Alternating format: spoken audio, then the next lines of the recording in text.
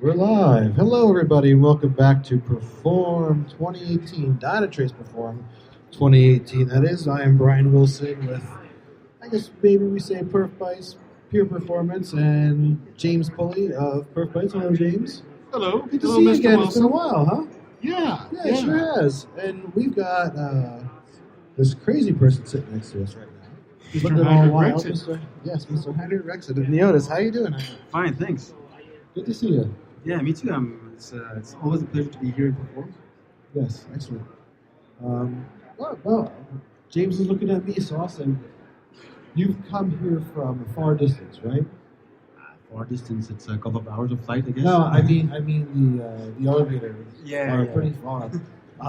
And you've got, No, from the same place as the Coneheads. Yes. You got some new news about Neotys and Dynatrace to share possibly with us? Yeah, I think last year, the last Perform, we saw the latest version of the Dynatrace with the AI. So I think that was an awesome feature. So seeing the AI, and said, let's take advantage of the AI for load testing.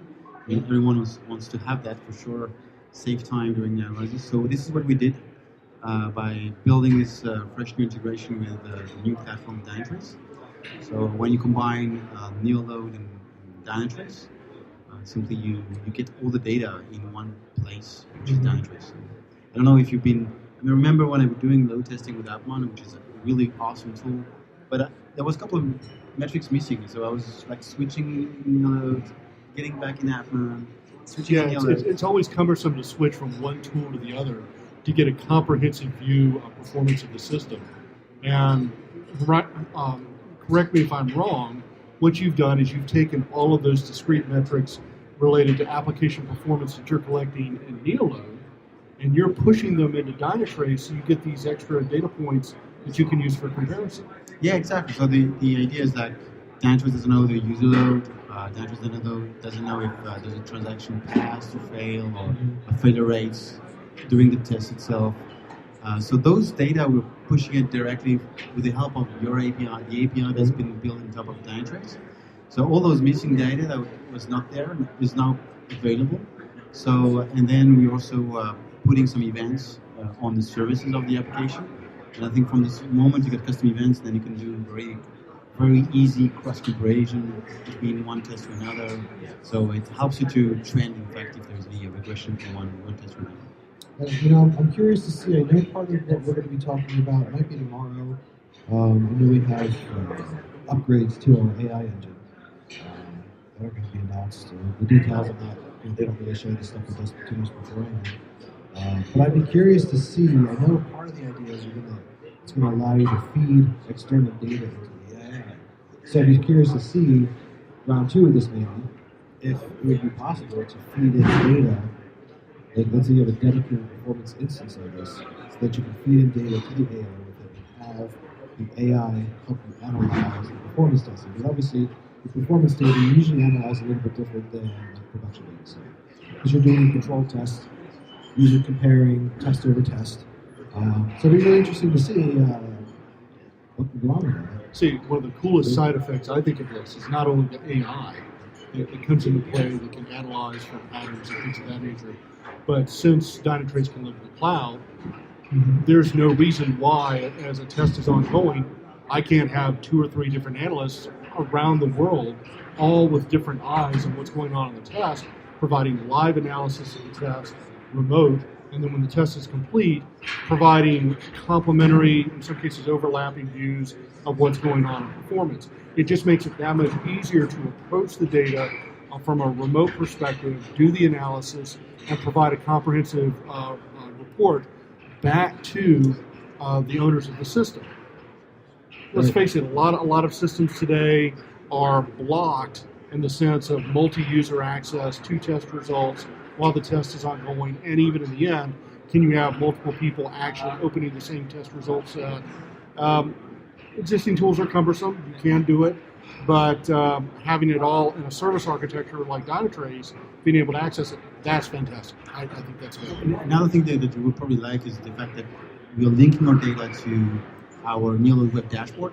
So, like you said, if you want to have cross corporation people, cross different teams doing cross analysis through in Dynatrace, but if they want to jump back to Neoload, say, what about the settings, what about blah, blah, blah, the statistics that we see in Neoload, then you can just one click jump back to the dashboards in Neoload. So and that's fantastic. And when you were talking about that, you put me back in that mind, brought back flashbacks of nightmares. So years ago, I used to be a performance tester, and I used a different tool, one of the bigger tools that I hope is no longer a competition. People probably still kicking around. We won't mention names, but Mark used to work for them. And man, I tell you, the worst part. Oh, well, yeah. So to me, it was always the most painful part was after the test run, gathering up all the data into not only presentable form, but gathering the data to be able to get other people to look at without having to plug it over to my desktop. And as you were talking about this idea of just people logging into a website, or a website, with a web-based tool, look at the data. I hate to use this term, but promiscuous access to performance data. That's a really good term for it, but it's, man, I do not miss that. So it's really, to be a performance tester today, to have the integrations that you're building, to have, just also the fact that you mentioned this the other day when we were talking, the fact that people aren't being like, this is our data, it stays in our tool, we're not going to put it in the other tools, we want you to look at it in our tool. But it's like, let's make this easy for people to use. We have data, you have data, let's find a great place for everybody to look at the data and consume it. And that's fine, right? There's no longer that ownership and that jealousy amongst different tools, even if they're not competing tools. It's just this, the whole DevOps community kind of goes into the whole tool piece too. Yeah, that's getting into like data pools and things of that nature of publicly accessible data within the enterprise for read access that anybody can leverage. Yeah. But yeah, one other thing that I had in mind is from the moment we got a centralized data for how the application behaves, response time, testing assets, and so on. And imagine instead of having one Jenkins plugin for Neoload, one Jenkins plugin for Dynatrace, and people are jumping back and forth to see, okay, how is my code behaving, how was my server behaving, then going back to Neoload plugin and say, how was my training going on there? Then you can imagine one single plugin for it, one ring. Yeah. So where you can just extract the data from Dynatrace, because we are sending our data in Dynatrace. Right. Dynatrace, we can imagine that plugin will give you a 360 degrees vision of what is the level of performance. Of course, the miracle would be that the AI responds back to Jenkins with a gate and says, "Do not deploy further. You shall go no further." Well, yeah, on this path. That's definitely pretty easy to do.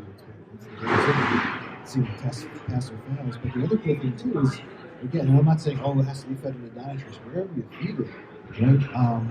Not only do you have your performance results, so let's say you see some strange behaviors, some strange metric readings in there. If you're in, let's say you are in Dynatrace and your production system is also hooked up to the same tenant, you say, well, let me see what this looks like in production, right there. Switch it over to the production tenant or the production set of the data and say, okay, this is an existing pattern we see in production already. We know, we don't necessarily have this, but it exists. It's pre-existing condition. Or this is not happening in production, or you maybe even find this isn't happening in production, but look at our traffic model. We don't see this kind of traffic model in production, so therefore, maybe your test is invalid. But all in that same view, I don't know, it's cool stuff, I think. Yeah, I think so. And I think also from one part of the announcement that has been done today is about the thing that I really liked is the replay of the user session. So this is, when I saw that, I say, oh my God, I'm going to use Selenium, combine it with load testing, and then for free users, if something goes bad, they can go back to Dynatrace and see the replay. So this is just awesome. Yeah, so using replay to look at your browser-driven tests. Yes. Very interesting idea. And I think another cool thing that you might be able to do, and what I would like to see, because again, replay, none of us know what's under the hood of it yet. I would like to see if there are data points under that hood, because I guess you kind of have it in the end, but if you're looking at modeling load, right, you can actually see how users interact, not just see the actions they take and the tree they take. You can actually see how they interact with it, which may or may not help you model a load test. But it'd be interesting to see how that might contribute at some where point. it would help you model a load test is if you have loading which is progressive below the fold.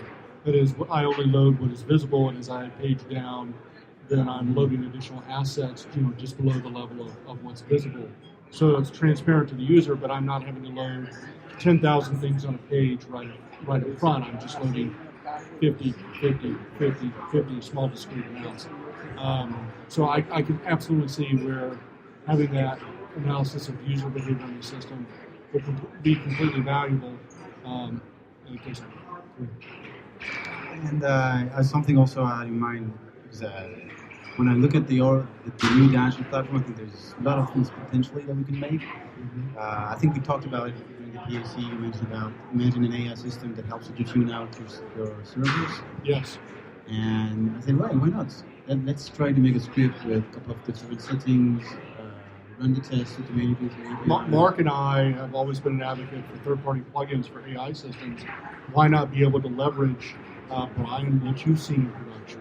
Yeah. Henrik, what you've seen, what I've seen, as a set of rules that can further educate an AI engine. This is a pattern to look for. This is the symptom. This is the resolution, and then have it build, its own inference rule set to go through and analyze based upon the data that it has. I think that would be extremely powerful. We haven't really seen an analytical engine which allows us to introduce user-defined rule sets in this case. I'm hoping Dynatrace gets there eventually. I know we're opening up the AI for external inputs, so I'm not exactly sure that's going to go, but I think we'll be finding out a little bit more about that tomorrow, probably, I hope. That'll be exciting. But the other cool thing, to your point, even testing out different configurations, right? Just the other day, we announced the auto remediation via Expertile, right? So I'm brainstorming in my head, wondering, let's say you want to test 3 or 4 different configurations for your system. I wonder if you'd be able to run a test and all via automation, leverage that by saying, the auto remediation would be like, hey, if you notice the CPU hitting 100%, maybe add in another server or something. But I wonder if you can hack it so that it be test runs, when that test completes, auto remediate to push out a new configuration, run the test again. Don't know if it's possible, but just again, if we have these APIs, I think any of this stuff probably is possible. Imagine that just a fresh new architecture, and then you need to tune my servers. So I run this on Friday evening at 8 p.m. or let's say Thursday evening at 8 p.m. I go to home, and then Friday morning, I got the best settings that has been defined, and the settings has been pushed through a Puppet script or I don't know, any type of configuration scripts in my Git repository, and then we have all the config. Well, let's take a finite example. Let's say I have a font on every page, and as I'm running my test, the analytical engine notice I keep requesting this font. This is a fixed asset, should be cached at least within the context of the user session. So the resolution of that is I build a rule which changes the MIME type caching for font, so it's at least as long as the user session. Hopefully as long as the build delivery schedule, 1 week, 2 weeks, 3 weeks, so I only have to download that asset once if I'm a repeat customer to the site. And boom, that goes directly back into Git, that gets pushed into the next build, and server gets provisioned, the MIME type gets configured and changed. Next time you run the test, it only downloads that asset once during the entire user session. Boom, load reduces, cost reduces to the client, and improved user response time. Yeah, I think I think we're just scratching the surface. Yeah. We're not there yet. That's me, Mr. Finite. But it's approaching, right? There's steps that we're getting step by step closer and closer to those things, and I think that's the exciting part. As companies like R2 work on, let's integrate the APIs and figure out what we can do. More things start presenting themselves as possibilities, and then the architecture is there. It's a matter of figuring out how to put the layer in to control all that. So I think it's just a matter of time. Who knows how long, but I think potentially it's there. There's, I can't see a Well, technical reason why that can't be done. so think about it. The time from one generational innovation to the next is decreasing as we move, through the IT generations.